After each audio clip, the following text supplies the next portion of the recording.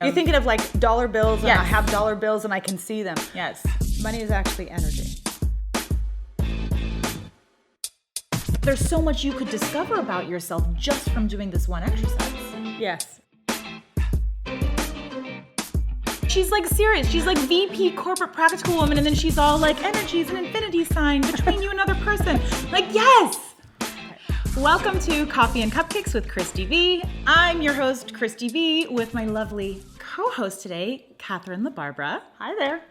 Kathryn, amongst many other things, is a life coach with a focus on money and small business. And that's like your formal title, but I feel because Coffee and Cupcakes is about, you know, relationships that I have with really amazing people, I feel like I need to give a little bit of an introduction about who you are and who you are to me. And when I met Kathryn, like maybe, 6 years ago, Probably. she was leading a training class because I was working for the company that she runs the company, okay? So serious, like power woman. And I was like, she is amazing. She's like everything that I want to be. She's like really powerful corporate woman, but then super silly. Super silly. Super silly side. Mr. Bubbles wants to be a part of this. And I just remember feeling like you were one of the first female role models that I had. I feel honored. Well, I want to share that because I know that we're going to have a serious and fun discussion today about something that I think is really important to most people and most women. And I just want to impress upon you how much I value the opinions and information coming from you. Well, thank you. And I am so happy to be here, talk about one of the subjects I love, which is money. Why is it one of your favorite topics? I'm curious. Oh, that's a good question. Yeah. I think I run across so many people that get so stressed out about it. Mm-hmm. It causes problems in relationships. It causes people don't know where money is going to come from. They don't plan well, all that kind of stuff. So it's a big stressor in people's life, and it doesn't have to be. Have you ever related to that? Have you been in that place in your life and now you're not? Or have you never had that kind of stress around money? So I'm a little weird. You heard it from her. I didn't say it. She said I'm a little weird. Yeah, let's just put it right out. So as a young woman, and I just kind of knew before I got involved with anyone seriously, I wanted to own a home. And my goal is to own a home when I was 25. I love this story, by the way. So, okay, 25 years old or 24, I start looking at homes. I need to interrupt you too, though, because I have to say, buying a home at that age in this part of the country is not easy. Yeah, It's house much prices different. in Southern California are challenging. So this is serious. Compared to- Okay, yes. so sorry So to I interrupt. decide, okay, great, this is what I'm going to do. So when I decide I'm going to do something, I do it. Right. Right, wrong, or indifferent. So, so I'm like, okay, I'm going to buy a house. And I went through 5 real estate people. I got in one lady's car, and we were going to go look at homes. And this is my first time meeting her. I get in, and she looks at me and she goes, "You're never going to qualify for a house." And I looked right back at her and I said, "I didn't ask you if I was going to qualify. I wanted you to find me a house."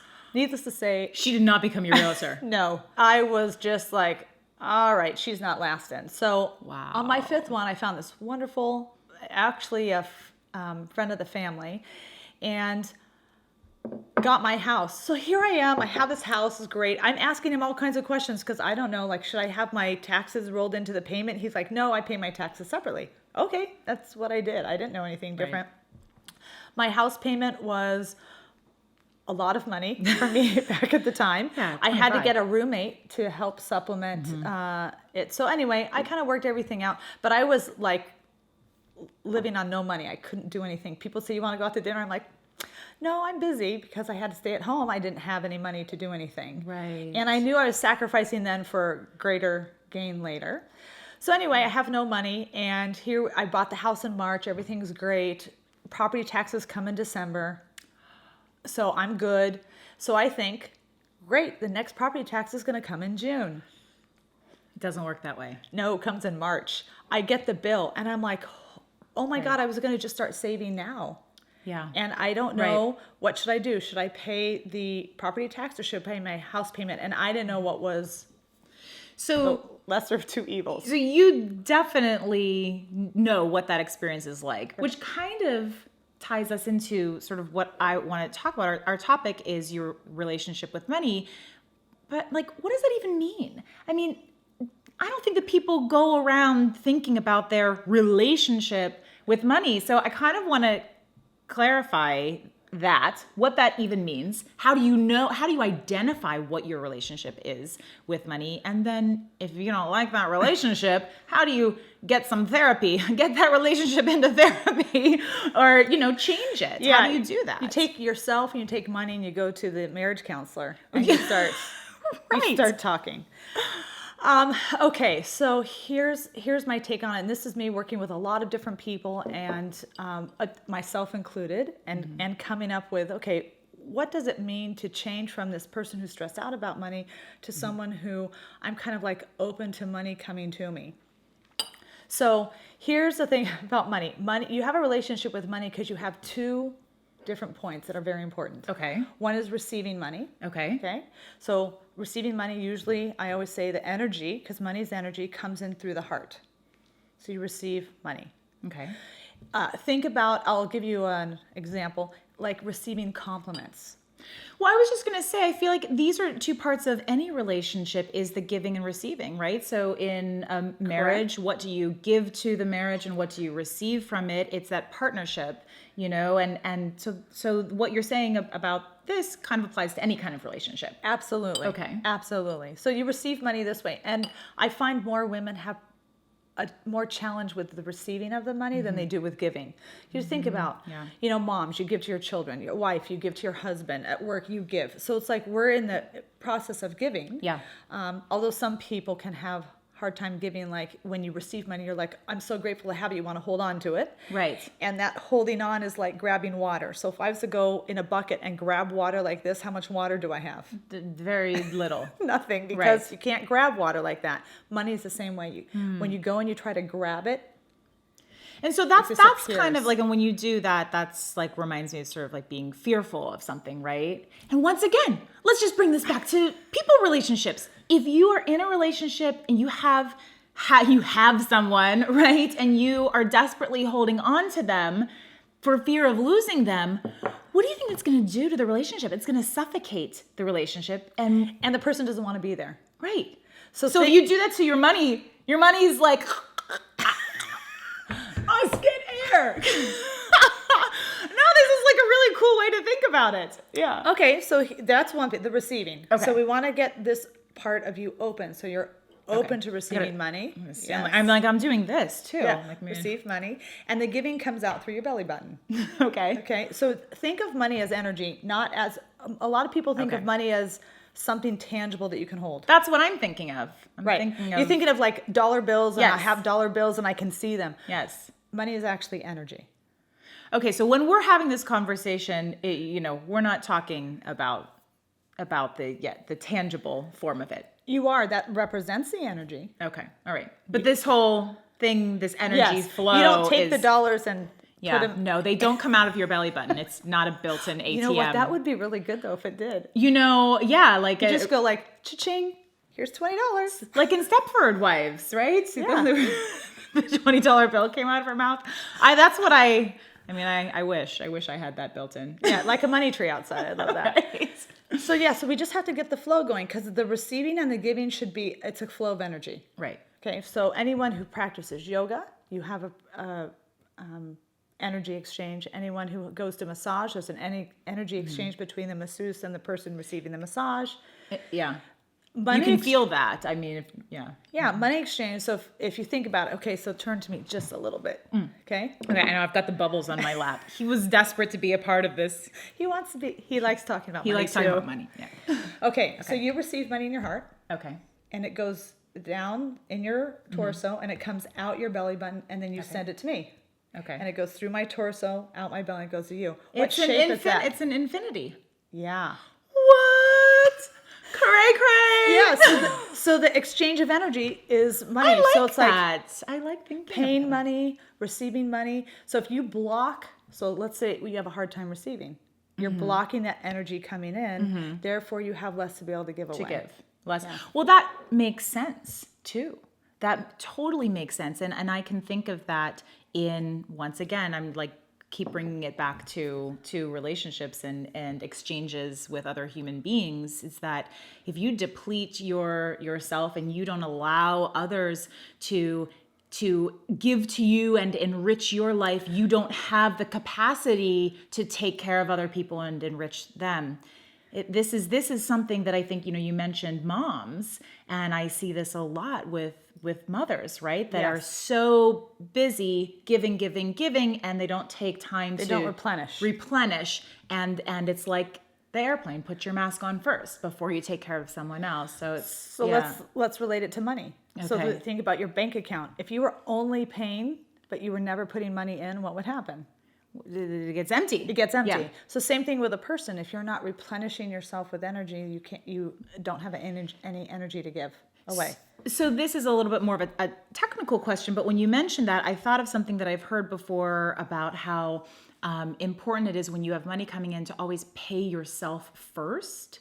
And that may mean putting money aside into savings or and I know that's more of a technical question. We're talking more about the energy of things. But Actually, we can get technical if you'd like to. I love to get technical. I'm having technical difficulties with this thing right here, but don't mind me. But I would, yes, because you know me. I love like the woo woo, and I love like the brass tacks. Let's be practical. So That's what I love about her too. She's like serious. She's like VP corporate practical woman, and then she's all like energy is an infinity sign between you and another person. Like, yes. Okay. Oh, we're all everything anyway. Okay. So when I work with someone one-on-one and I'm going to talk to them about what is it that they want to do, we're going to set goals. So I'll tell you, someone that I worked with she had a small business, just her. She had a small business, and so her number one goal was pay off all the bills that the company owed, because she owed people. Right. It had been building up because she wasn't having a lot of income. So we got that done. The second goal then was to pay off her personal credit cards. Third goal was to take a family vacation. Fourth goal was pay off the corporate credit cards. And she has 8 goals. So the thing is, we just worked on goal number 1 first. Right. 8 goals seems like a lot to me, but it is, but it was like, okay, if this was paid off, what would you next? If this is paid off, what would you do next? And so you don't worry about the other 7 until number 1's taken care of. That's the key, right? Right. That's the key. Okay. So let's relate it to someone who's on a personal quest. So maybe it's, I have 4 credit cards, so we would put them in order. Which one are we going to pay off first? And we focus on that one. Then the second one, and my thing is everyone should have no credit cards. No credit card debt. No credit card debt. Yeah. Yes. Yeah, I completely agree, because you're just throwing that money away if you're paying interest. Interest will hurt you, and all that kind of goes. You can use your credit cards, but you just pay the bill when it comes in at the end of the month. So what you're saying is that whatever that goal is that you have, that's where you are paying yourself in essence. So I'm using that phrase, pay yourself first. You're doing that by paying down a credit card bill, because that's part of the goal for your longer term vision for your life. Correct. And your goals could be, I want to go to Europe. So I worked with someone who, and her thing was, I'm getting close to retirement. I want to travel while I can. So she has this dream vacation to go to Europe. She just got back from it. But she paid for it all up front because she planned for it. Right. And that was her thing. Paid for it completely. Went with her cousin, and they had a blast. Went everywhere they wanted to go. So I have a question. I don't know that we've touched upon this. What would be some kind of exercise or a question that you could ask yourself, or something you could do to really understand maybe where is your own personal block with money? Where are you stopping the energy flow? Because a lot of people might be thinking, I have stress, frustrations, concerns, or whatever around money, but I don't know where it's stemming from, and I don't know where is like wherever that block in the dam is, that you could open it up and that, let that flow go. I love that you always have questions. Yes. And I love that you just ask a question that's very complex. That is right, Kathryn. Complex. So cheers to you. Yeah. Coffee and cupcakes. And All right. the simplest of things, simple sugars, complex life questions. Yes. That's why we combine them together. You and I could talk about this one question in probably 17 episodes, actually. So I'll give you kind of a high-level nutshell. High-level nutshell, and also one thing that someone could do, because I think that's always really important, is that, understanding things from a high level, but then being able to take any kind of action. Yeah. Yeah. So here's the simplest thing, and when I start working with someone one-on-one, this is what I have them do. Whenever you're doing anything with money, so let's say you go to the grocery store. So just notice or start noting down, what are your feelings about that when you're doing that? So it's like, I'll tell you a lot of things is when people will take the card and they just swipe the card, they're very disconnected to what that means. Totally. Yeah. Yeah. You're right. I never thought about that. So you'd write disconnected, like it's not even thinking about it. Or they'll have a certain dollar amount where if it's under $100, no problem. It's like a little bit of a pain point, which always happens when I go to Whole Foods. Yes. That's what happens. You mean whole paycheck? Yeah. I get there to the checkout, and when I leave Trader Joe's, I'm like, yay, swipe the card. And I leave Whole Foods, I'm like, right, because there's that amount. So paying attention to how you feel around money transactions. How you feel, what you think, Okay. and what you don't think and what you don't feel.